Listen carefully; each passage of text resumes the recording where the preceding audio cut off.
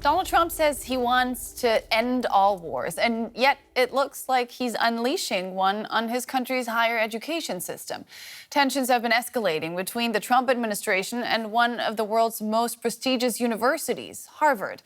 The White House has given Harvard an ultimatum to ditch diversity programs and muzzle campus activism or lose billions in federal funding.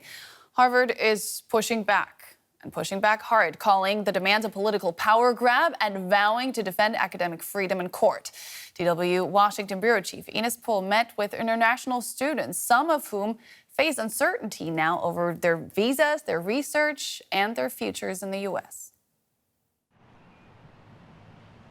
Harvard is the oldest and richest university in the United States, known for its outstanding research opportunities and diverse and liberal faculty and student body. It became one of the main targets of Donald Trump, who's threatened to expel foreign students who speak out for Palestine, which he sees as being anti-Semitic and un-American. Agitators will be imprisoned or permanently sent back to the country from which they came.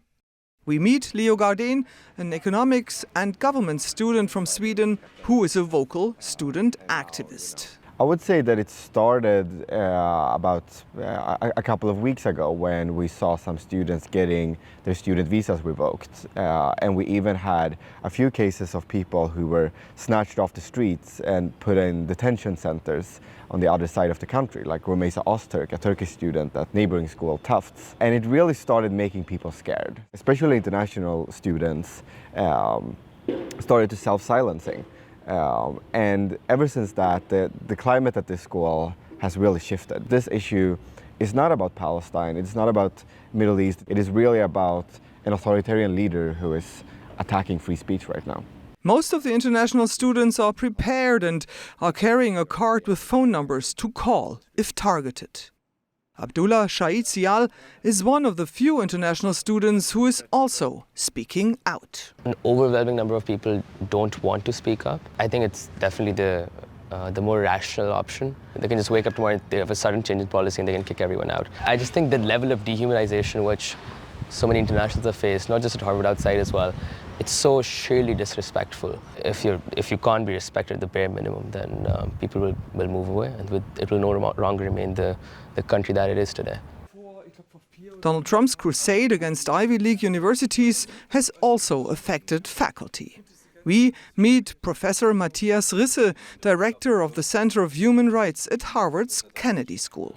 They are demanding of us a version of submission to their ideas around everything from admission to faculty appointments, promotions, control over faculty activities, but also simply what we are allowed to teach. It is amazing to see how easy it is to spread fear among people who are, worried to be out there with opinions, with positions.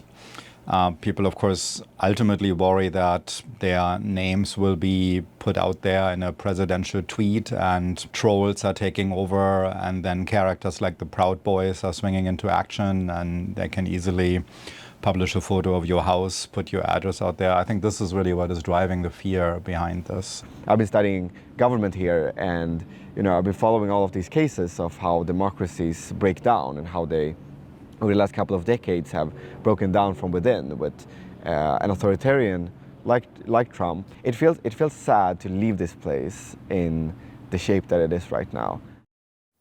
For more, I'm joined now by Nichol. He's a professor of law at the University of North Carolina and has worked as a university administrator on campuses across the country. Welcome to the day, Gene. Great to have you on the show. Now, why do you think President Trump is going after foreign students? Well, I think some of it is a broad desire to go after the academy. He's no great fan of the academy, nor are, I suppose, the main cohorts of his MAGA base. And then foreign students, as you know, are more vulnerable than long-term faculty members, tenured faculty members, and the like. And so I think he chooses to attack those who are easier to mistreat.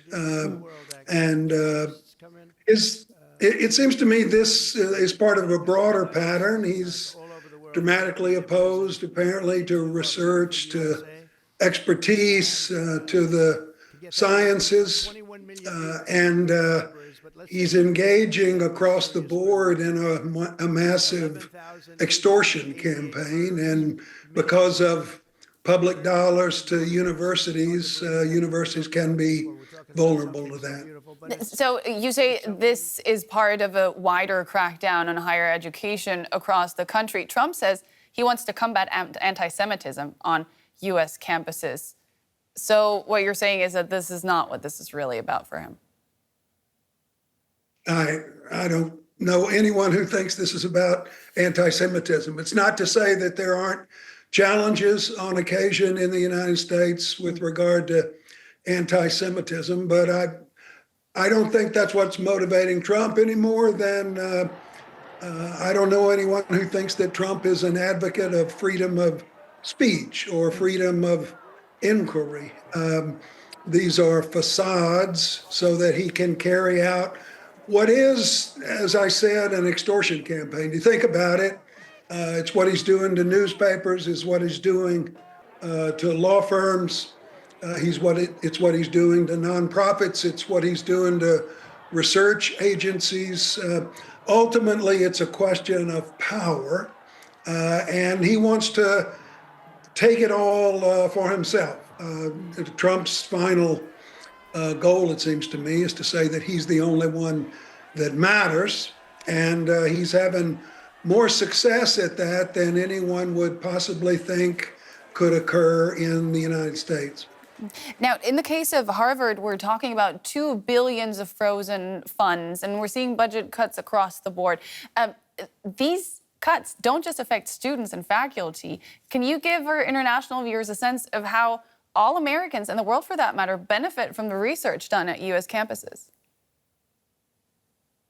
Well, great American universities do research on every front, not only matters of science and technology and medicine and disease, of course, which is being greatly affected by these cuts at Harvard and at other institutions.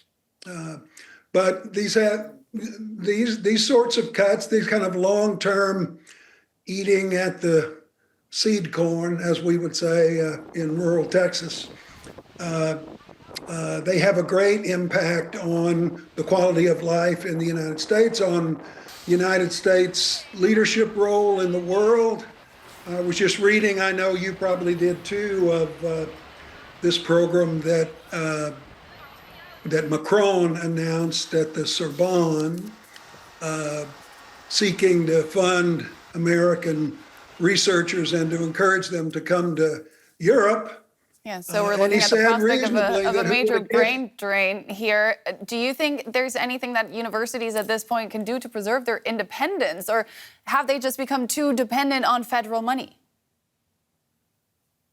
Well, the first thing that has to be done is universities have to stand up as a group.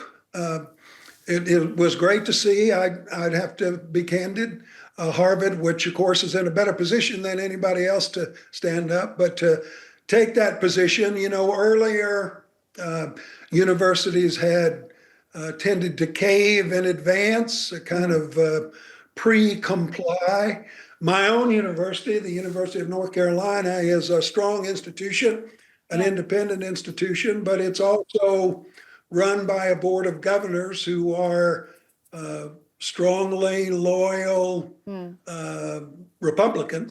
And so even before Trump announced his anti-DEI programs, we offered ourselves up and adopted policies that were designed to carry out those goals.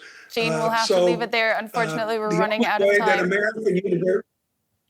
Thank you so much for all those insights. It was great having you on the show. All the best to you.